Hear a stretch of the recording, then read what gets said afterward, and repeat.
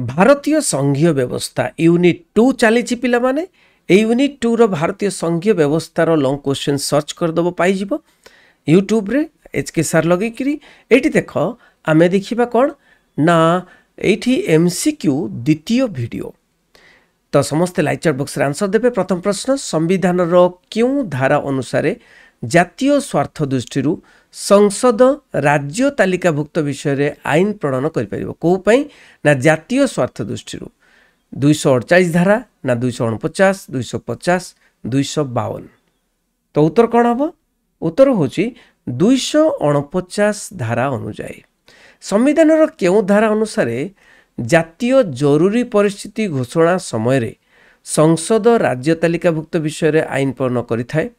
धारा 248 250 252 253 उत्तर कौन हम उत्तर होची धारा 250 अनुसार। नेक्स्ट प्रश्न संविधान क्यों धारा अनुसार राज्य मानकर अनुरोध क्रमे संसद राज्य तालिकाभुक्त विषय रे आईन प्रणयन करि परिबो। धारा 248 धारा 249 250 252 ताले राज्य मानकर अनुरोध क्रमे कहिछि तेणु कौन हम उत्तर उत्तर होची 252 धारा अनुଯାयी। संविधान केउ धारा अनुसार आंतर्जातिक चुक्ति और राजीनामार कार्यकारिता पई आवश्यक हेले संसद राज्य तालिकाभुक्त विषय रे आईन प्रणयन करि परिबो। 250 धारा 252 253 254 कौन हम उत्तर उत्तर होची 253 धारा अनुଯାयी। संविधान केउ धारा रे कुआ जाइछि राज्य विधानमंडल रे गृहीत एक विधेयक को बा बिल को राज्यपाल चाहिए राष्ट्रपति को अनुमोदन पाई प्रेरण करि परिबे।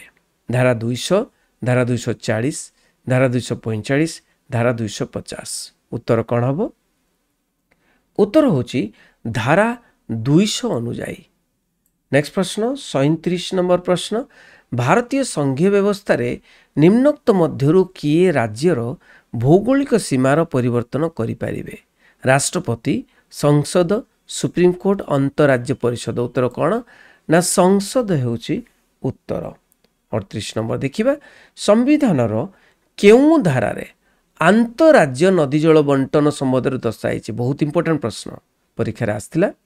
धारा 260 धारा 261 धारा 262 धारा 263 उत्तर कौन हम उत्तर होची धारा 262 अनुसार अंतरराज्य नदी जल बंटन संबंध में दर्शा जाइछि। संविधान केउ धारा अनुसार आईएएस आईपीएस आईएफएस इत्यादि सर्वभारतीय चाकरी संस्था संसद सृष्टि करिथाय। धारा 300 धारा 310 312 315 कौन हम उत्तर ना 312 धारा अनुसार कौन ना संसद सृष्टि करता आईएएस आईपीएस आईएफएस सर्वभारतीय चाकरी किए राज्य शासन रे केंद्र सरकार का प्रतिनिधि अटंती।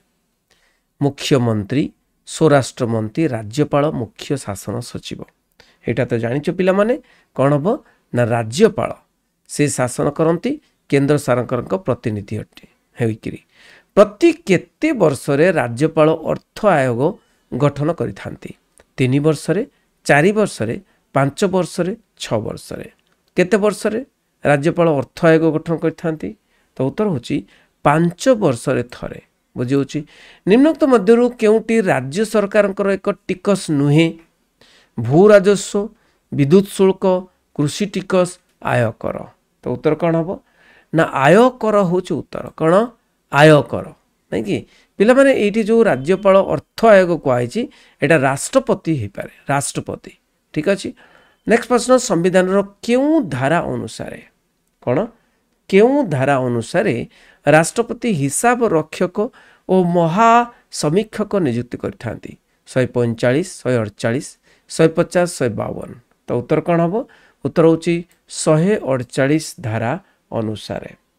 नेक्स्ट प्रश्न नीति आयोग रो अध्यक्ष किए केंद्र अर्थमंत्री स्वराष्ट्र मंत्री प्रधानमंत्री राष्ट्रमंत्री।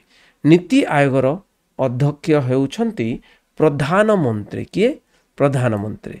निम्नोक्त मध्यरु काहार नूतन सर्वभारतीय चाकरी सेवा ସୃଷ୍ଟି କରିବାର ଅଧିକାର ରହିଛି। ଲୋକସଭା, ରାଜ୍ୟସଭା, ସଂସଦ, ରାଷ୍ଟ୍ରପତି। ଏବେ ତ ପାଠ ପଢ଼ିଲେ କ'ଣ ନା ସଂସଦ ବୋଲି ପଢ଼ିଲେ ନାଇଁ କି। ନେକ୍ସଟ ପ୍ରଶ୍ନ, କେଉଁ ଆୟୋଗ କେନ୍ଦ୍ର ଓ ରାଜ୍ୟ ମଧ୍ୟରେ ଥିବା ଆର୍ଥିକ ସମ୍ପର୍କର ସମୀକ୍ଷା କରିଥାଏ? କେଉଁ ଆୟୋଗ? ଅର୍ଥ ଆୟୋଗ, ଯୋଜନା ଆୟୋଗ, ନିର୍ବାଚନ ଆୟୋଗ, ନୀତି ଆୟୋଗ। ତ ଏତେ ଏବେ କ'ଣ ହେଇଯାଇଛି ନା କେଉଁ ଆୟୋଗ? ଅର୍ଥ ସମ୍ବନ୍ଧୀୟ ନା ଅର୍ଥ ଆୟୋଗ? ଅର୍ଥ ସମ୍ବନ୍ଧୀୟ କେନ୍ଦ୍ର ଓ ରାଜ୍ୟ ମଧ୍ୟରେ ଆର୍ଥିକ ସମ୍ପର୍କର ସମୀକ୍ଷା କରିଥାଏ କିଏ? ନା ଅର୍ଥ ଆୟୋଗ। ନିମ୍ନୋକ୍ତ ମଧ୍ୟରୁ କେଉଁଟି ଭାରତୀୟ ସଂଘୀୟ ବ୍ୟବସ୍ଥା ପାଇଁ ଉପଯୋଗୀ?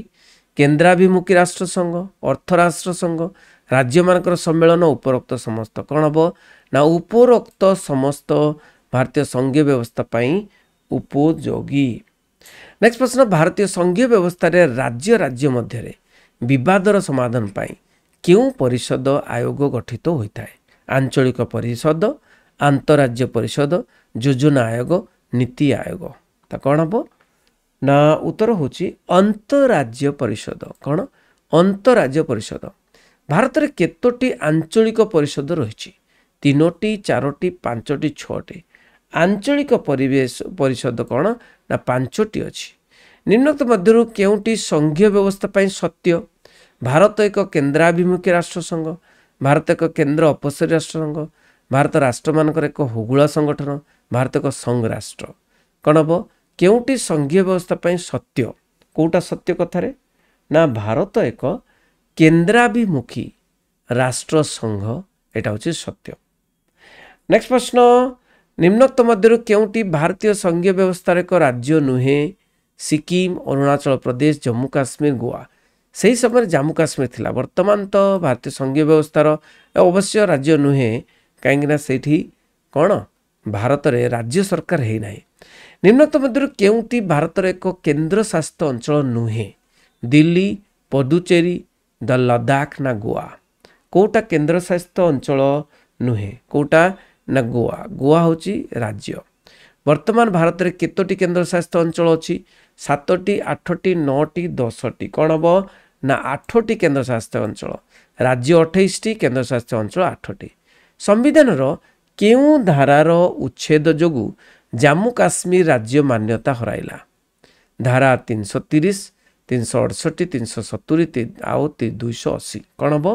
ଉତ୍ତର ହେଉଛି ଧାରା 370 ଅନୁଯାୟୀ ଏଇଟା ଜାମ୍ମୁ କାଶ୍ମୀର ରାଜ୍ୟ ମାନ୍ୟତା ହରାଇଲା। ନିମ୍ନୋକ୍ତ ମଧ୍ୟରୁ କେଉଁ କେନ୍ଦ୍ରଶାସିତ ଅଞ୍ଚଳରେ ବିଧାନସଭା ରହିଛି? ଦିଲ୍ଲୀ, ଲାକ୍ଷାଦ୍ୱୀପ, ଆଣ୍ଡାମାନ ନା ଲଦାଖ? କେଉଁ କେନ୍ଦ୍ରଶାସିତ ଅଞ୍ଚଳରେ ବିଧାନସଭା ରହିଛି? କ'ଣ ହେବ ଉତ୍ତର? ନା ଦିଲ୍ଲୀରେ ବିଧାନସଭା ରହିଛି। ନିମ୍ନୋକ୍ତ ମଧ୍ୟରୁ କେଉଁଟି ଭାରତୀୟ ସଂଘୀୟ ବ୍ୟବସ୍ଥାର ଐକିକ ଲକ୍ଷଣ? ଏକକ ସମ୍ବିଧାନ, ଏକକ ନାଗରିକତ୍ୱ ପ୍ରଥା, ସର୍ବଭାରତୀୟ ଚାକିରି ବ୍ୟବସ୍ଥା, ଉପରୋକ୍ତ ସମସ୍ତ। ତ କ'ଣ ହେବ ନା ଉପରୋକ୍ତ ସମସ୍ତ। କେଉଁ ଆୟୋଗ ପରିବର୍ତ୍ତେ ନୀତି ଆୟୋଗ ଗଠିତ ହୋଇଛି? ଅର୍ଥ ଆୟୋଗ, ବିଶ୍ୱବିଦ୍ୟାଳୟ ମଞ୍ଜୁରୀ ଆୟୋଗ, ଯୋଜନା ଆୟୋଗ, ନିର୍ବାଚନ ଆୟୋଗ। କେଉଁ ଆୟୋଗ ପରିବର୍ତ୍ତେ ନୀତି ଆୟୋଗ ଗଠିତ ହୋଇଛି କହିଲ ପିଲାମାନେ? ତ ଉତ୍ତର ହେଉଛି ଯୋଜନା ଆୟୋଗ ପରିବର୍ତ୍ତେ ନୀତି ଆୟୋଗ ଗଠିତ ହୋଇଛି, ଯାହାର ମୁଖ୍ୟ ହେଉଛନ୍ତି ପ୍ରଧାନମନ୍ତ୍ରୀ। ପିଲାମାନେ ଏଇଠି ବହୁତ ଗୁଡ଼ିଏ ପ୍ରଶ୍ନ ଆମେ ଆଲୋଚନା କଲେ, MCQ ପ୍ରଶ୍ନ। ଯଦି ଦେଖିବାକୁ ଚାହାନ୍ତି এই ସଂଘୀୟ ବ୍ୟବସ୍ଥାର 2 ମାର୍କ ପ୍ରଶ୍ନ କିମ୍ବା 3 ମାର୍କ ପ୍ରଶ୍ନ କିମ୍ବା ଆଉ MCQ କିମ୍ବା ଲଙ୍ଗ କ୍ୱେଶ୍ଚନ୍, ତାହେଲେ ୟୁଟ୍ୟୁବରେ ସର୍ଚ୍ଚ କରିଦେବ ସଂଘୀୟ ବ୍ୟବସ୍ଥା ଏବଂ HK ସାର୍ ଲଗାଇଲେ ତୁମେ ନିଶ୍ଚୟ ପାଇଯିବ ଭଲ ଭଲ ପ୍ରଶ୍ନ ଉତ୍ତର। ଠିକ୍ ଅଛି, ରହିଲି। ସମସ୍ତଙ୍କୁ ସେୟାର କରିବ। ବନ୍ଦେ ଉତ୍କଳ ଜନନୀ।